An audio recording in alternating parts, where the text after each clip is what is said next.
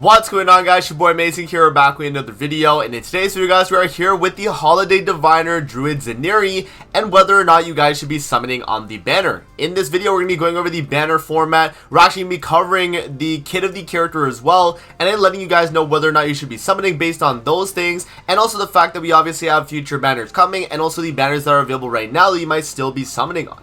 So if you guys do enjoy videos like this, man, definitely make sure to hit that like button and subscribe, as we're on the road to that 50,000 subscribers. And guys, we recently hit that 48,000 subscribers on the channel, man. Yeah, we've been grinding, and yeah, I'm so glad we've been putting in the work like that. So yeah, if you guys do appreciate the vids, definitely make sure to hit that sub button, man. Now with that out of the way, guys, let's hop in and let's go over Druid Zaneri's kit first, and then we'll talk about the actual banner format. So hopping into our kit here, we got Holiday Diviner, Druid Zaneri, the Snowman, and the Tree. For a passive here, this is going to work in all content, guys, but not as a backline support. It's just, you know, generally on field.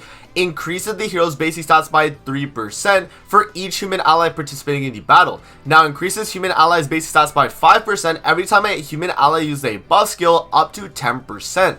And in addition, if all allies including the secondary hero are humans at the start of the battle, they will gain a suppressed damage taken effect for one turn. Limit once, excludes ultimate moves. And the suppressed damage taken is going to be damage taken from enemy skills does not exceed 40% of maximum HP. So yeah, obviously, you know, Zaneri is able to provide damage cap. She's going to increase human allies basic stats for her buff skill, and then she's also increasing her own basic stats by 3% for each human ally in the battlefield. So that's obviously very, very good for her passive right there. Now moving on to her skill here, guys, we have Hello Mr. Snowman. This is going to cancel stances on one enemy and inflict damage equal to 500% of attack. So I'm assuming this is the rank 1 cancel stance attack card, just because of the fact that, you know, it's just cancel stance, 500% of attack. I think this one is able to do it on the rank 1, but we'll have to see in the actual game. Right now we just do not know, but it's definitely a possibility. Now for the next skill here, Holly Jolly Glow removes debuffs from all allies and decrease their damage taken from enemies by 30% for 3 turns.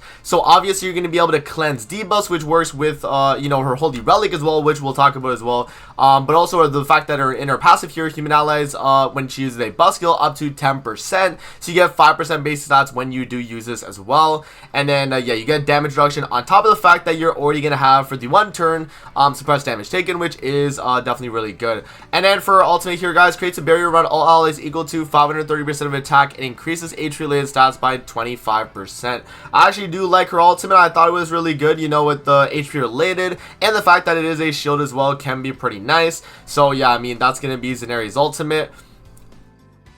Now moving on to our Holy Relic in the game, guys, let's actually talk about the Holy Relic from the green Zaneri, because it should be the same as the blue one, right? Because obviously they share the same, you know, they're going to share the same cosmetics pretty much, right? So for the Holy Relic here, increases basic stats of human allies by 2% up to 20%, and for each debuff removed from allies with the hero's skill use. And when debuffs are removed from an ally, they are healed for 5% of their max HP for each one that was removed. So obviously, you know, you're going to be able to increase basic stats of human allies when you're cleansing debuffs, and it says when debuffs are removed, meaning that even though, you know, this one had a you know, recovery skill versus the one that we're talking about right here, which actually has a buff skill, regardless it'll still actually work. So her Holy Relic does work with her kit, and that is definitely something that is you know, to take note of, right?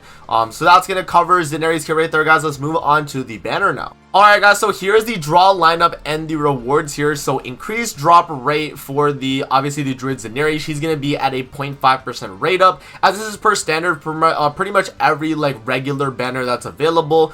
This is actually a special banner, though, guys, and we'll talk about the actual format for it. But for the characters featured, we have the red Janna, we have blue Tristan, green Melascula, blue Magelda, red Trueseeker Merlin, we have the green Ragnarok Diane, we have red Christmas Roxy, we have red Sariel, blue Tarmiel, and blue Ludociel there of the base one, guys. And then, yeah, in terms of the actual banner format, it's going to be a step-up banner, meaning that you only have to do 10 multis to actually acquire Zaneri, and they're actually discounted as well as on step 2 and step 7. You're only going to be using 1 diamond for those steps. So it's going to be draw with 1 diamond for 11 pulls, right? You have a SSR hero guaranteed on the 5th step right there, and then draw 11 times with 1 diamond again at the 7th step, and then at step 10 you're going to guarantee your copy of Zaneri, guys. So that pretty much means that your whole rotation on this banner is only going to cost 242 diamonds to be able to reach that Zaneri at the very end, which I actually don't think is too bad, but we'll talk about if it's going to be worth summoning just based on that alone, and because of the value in that. So yeah guys, that's pretty much going to cover the banner format and the characters featured. Now let's actually talk about how this kind of banner fares with other future banners we know that are coming, or what we have right now in the game. Alright guys, so with the banners that we have in the game right now, we still have Nasiance's banner available, guys. This is going to be available till the 25th, which means that the banner we're getting with the Zaneri is going to be going on probably a week after the 25th. So that means the pretty much Nasiance's banner is going to end.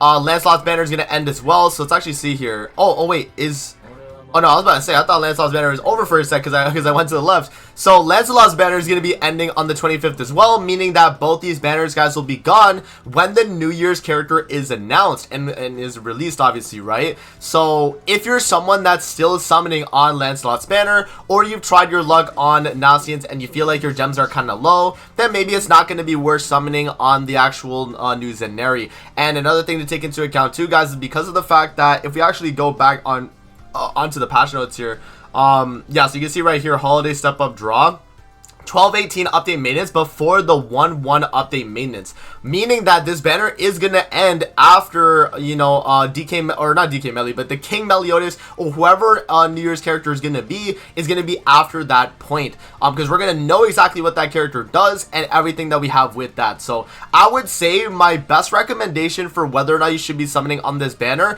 is gonna be that you wait to see what the new Meliodas does, or what the New Year's Fest does, and then once you know exactly what the New Year's Fest is doing, then what you can do, guys, is kind of evaluate whether or not you want to summon on Zaneri. And I think you could actually do the first 2 steps of Zaneri's banner, as it's probably worth it for a lot of you guys, especially with the the featured characters here actually not being a bad featured list. With if you draw 11 times here for 1 diamond, and then you also do the first step, that's only going to be a total of 31 diamonds for the first 2 steps, and you're actually gaining 2 multis worth of pulls, guys. So I think that's worth it in my opinion if you're someone that just wants to try your luck, maybe snipe Zaneri instantly. If you're someone that does not want to commit the whole rotation, guys, I would say do the first 2 steps and then stop from there, and then if you don't get anything from that, then it's okay, and you can wait to when Zaneri actually does rerun in the future, as that will be something that does happen. So yeah, and then obviously with the release of the New Year's Fest, you can obviously summon on the New Year's Fest banner, and then if you're done summoning on that banner, maybe you throw 31 at that point on the Zaneri banner, guys. But yeah, and then again, like if you're still summoning on Nasian's or the Lancelot banner, then yeah, I mean obviously finish out your summons on those before you actually commit to Zaneri, as I do think that Lancelot and Nasian's are still more valuable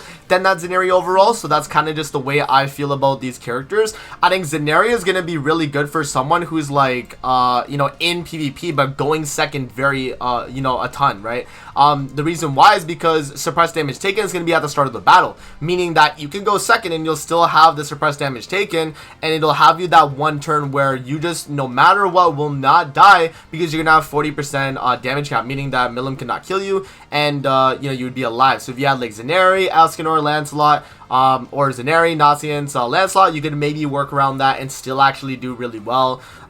So yeah, I think right now that would probably be what I suggest. But overall, guys, like, is this going to be worth summoning for the general player? I would say probably not, but at least do 31 diamonds to try your luck, I would say. This is only going to be 31 diamonds, guys. That's not really a lot to, really take into account, right? So yeah, that's pretty much my thoughts right there on the Druid Zaneri, guys, on the should you summon. Let me know what you guys think in the comment section below. Will you guys be summoning for this character? Are you going to do the 31 diamonds? Or are you going to go the full rotation? You guys let me know in the comment section below. And that's going to be it for the video. I hope you guys did enjoy. And I'm going to see you guys on the next one, man. Peace out. Have a great rest of your day, guys. See you later, man.